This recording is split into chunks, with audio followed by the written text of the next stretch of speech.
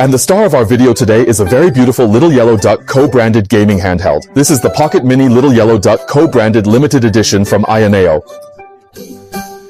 This Little Yellow Duck limited edition, a new aesthetic iteration of AYANEO's incredibly popular entry-level Android handheld from last year, the Pocket Air Mini, not only retains its refined and compact form, but also incorporates B-Duck's distinctive playful elements, giving the entire device a vibrant and charming new character and feel.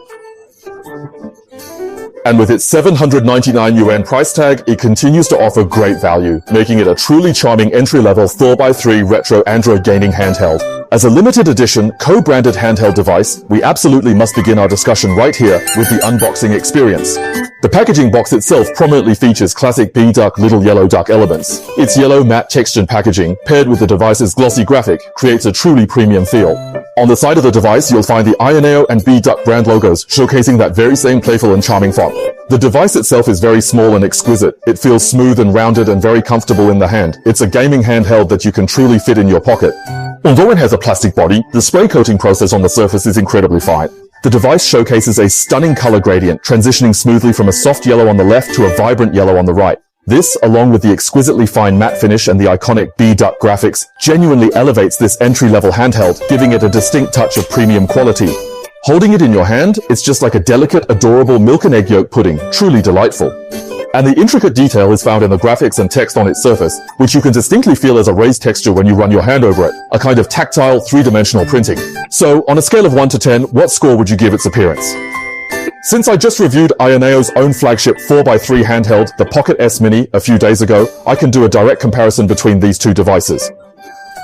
You can see that the two machines are almost the same size, but the Air Mini is thicker, and the ergonomic grips on both sides also protrude more significantly.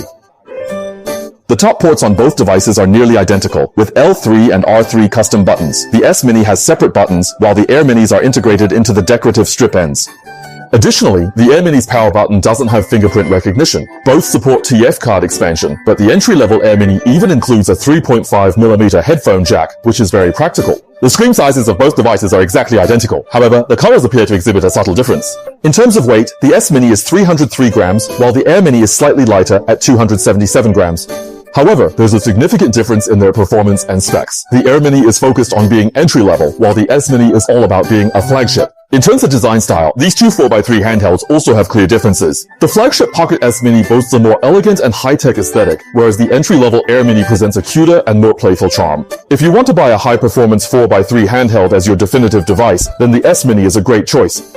But if you want to buy an entry-level retro handheld for just a few hundred yuan, one that's just good enough, then the Air Mini is also a fine choice. I personally think its rounded shape feels even better to hold, making it perfect for gaming. The Air Mini, with its MediaTek G90T processor and 3+64GB configuration, offers just the right amount of power for playing all sorts of older retro games. Its price is lower, and its power consumption is also significantly lower, making it particularly well suited for players who exclusively focus on playing classic retro games. Especially for veteran players who are fond of 4x3 aspect ratio gaming platforms, this 4.2-inch 1280x960 high-resolution screen delivers a perfect pixel-accurate display without any black bars, providing an incredibly comfortable experience.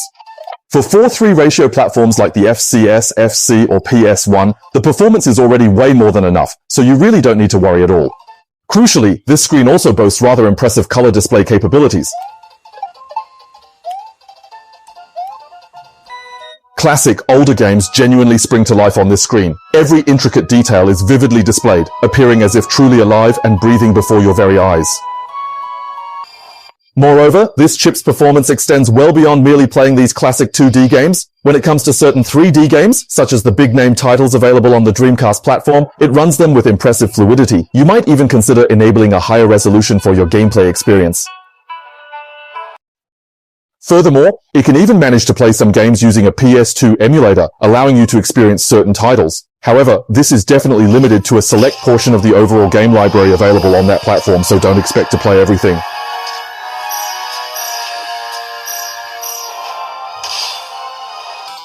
With this level of gaming performance, combined with a price of just over 700 yuan, and especially with the added appeal of the Little Yellow Duck design, it's a pretty great choice for your entry-level Android handheld. Now, beyond its comfortable grip and this delightful 4x3 aspect ratio screen, its button feel also really left a deep impression on me. The device features full island conductive rubber silent buttons, which are both responsive and quiet. Most importantly, the D-pad, function buttons, and shoulder buttons all have the exact same press feel. This makes playing old-school games incredibly comfortable. We can truly get a feel for it through the sound itself. It's an immersive experience that really enhances the retro gaming vibe. So let's go ahead and take a moment to fully appreciate the audio quality and how it contributes to the overall enjoyment. As for its other features, like the AYANEO console system, front end, and console itself, I've covered those for you guys many times, so I'm sure you're quite familiar with them. In short, even though it's an entry-level handheld console, it's small but perfectly formed. If you're not planning to play any demanding games on a retro handheld console, then this device is quite suitable as your first AYANEO handheld to get to know and experience this domestic handheld console manufacturer's software ecosystem. Alright, that brings us to the end of this episode. We tried a slightly different approach this time, didn't we? Besides our usual handheld console review, we also provided some introductory knowledge for everyone at the beginning. This trendy brand with its distinctive pointed head is the B-Dock Little Yellow Duck, while that enormous round-headed creation is the Rubber Duck art installation. So I'm curious to know if you appreciate these types of knowledge-oriented review videos. If you're interested, feel free to like, share, and subscribe. See you next time. Bye-bye.